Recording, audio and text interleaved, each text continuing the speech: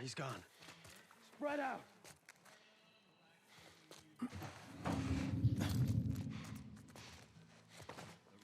Over there. You see him? Not over here. Get him!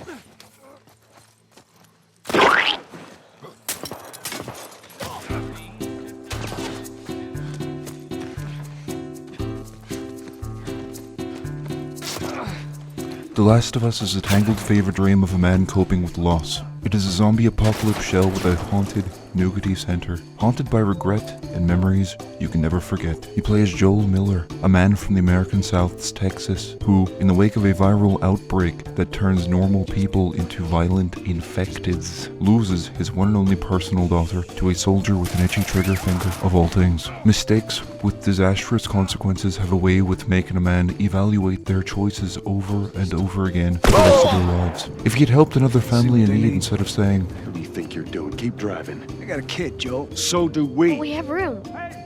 then they wouldn't have so perfectly timed getting smashed by this truck, and then wouldn't have had to run on foot, getting chased by infecteds, and having his personal daughter shot by the soldier. Mission failed. We'll get him next time.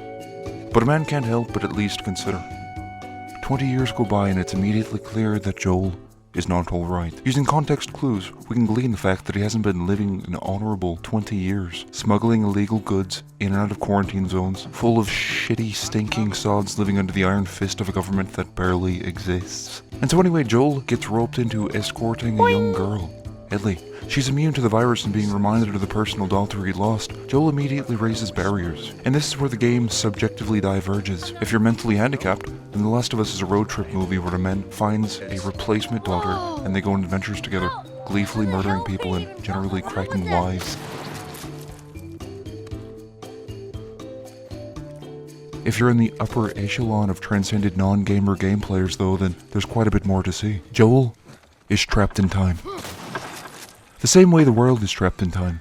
This is ham-fistedly shown off by Joel wearing a broken watch, the final gift from his old daughter. In a theatre major's attempt at deep characterization, Joel's voice and mocap actor Troy Baker make sure to touch the watch every time Ashley Johnson's Ellie does something particularly daughterly. The devil's in the details, so allow me to play details advocate. Besides the watch, there are several things to look out for in the game's prologue when you briefly control Sarah Miller, the old daughter.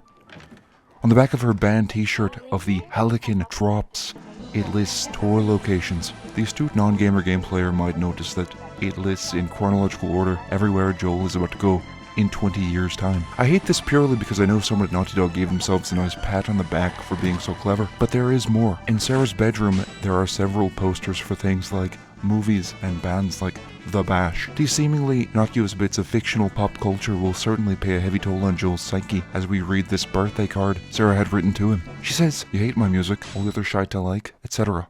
And now, for the next 20 years, Joel has to look at promotional material for all the things he used to hate, and now feels guilty about not connecting with his daughter more. Is this movie poster just reusing an art asset, or is it giving us, the non-gamer game player, a look into Joel's inability to ever move on, to be surrounded by the constant reminder of things his daughter would never enjoy again? But there is one thing gamers and non-gamer game players can agree on, and that is that beneath the story shite, there is a great game with some of the most satisfying guerrilla combat you could experience in 2013. People will try and tell you that it's a slow cover-based shooter. That's only because they've been playing it wrong. As you progress through the game, like in the original Super Mario Bros., if you go too far and can't go back, Joel will lock a door behind him, or some debris will collapse in between where you've come from, and a score of bandits were infecteds. Now it's all a matter of perspective. If you play the game incorrectly, Uncharted cover shooting, then you're locked in with these enemies. If you play it like a psychopathic freak, then the enemy is locked in with you. Something wildly fun and incredibly overpowered.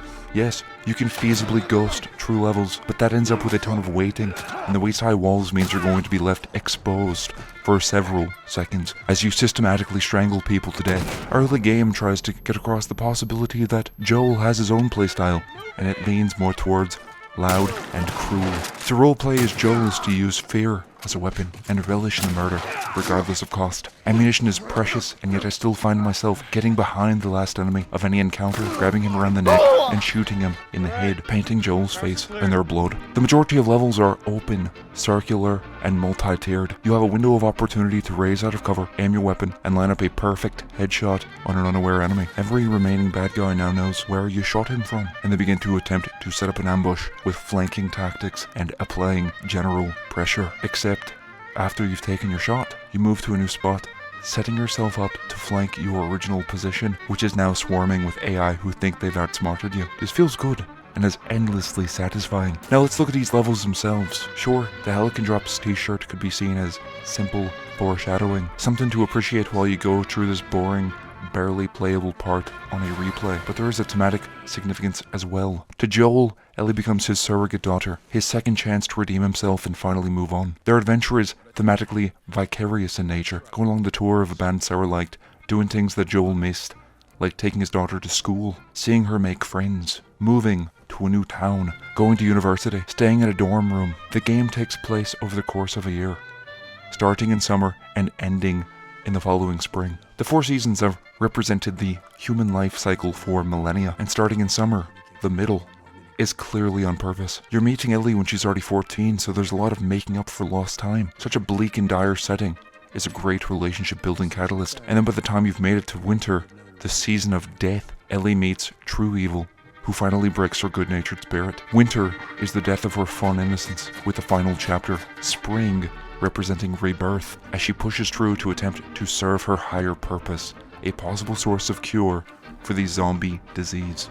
It's just good drama. As they journey, the goalpost being moved with every unlikely success, their bond grows while straining the relationship with the smuggler and smuggled. Once they reach where they're going, what point is there to their friendship? And so, when the time comes, Joel snaps and undoes everything they've worked for as he realizes what's important, but only what's important to him.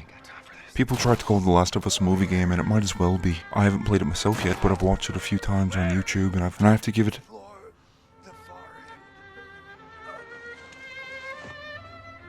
a 6 out of 10. This has been Ludonarrative Cognizance on Mustard Mania.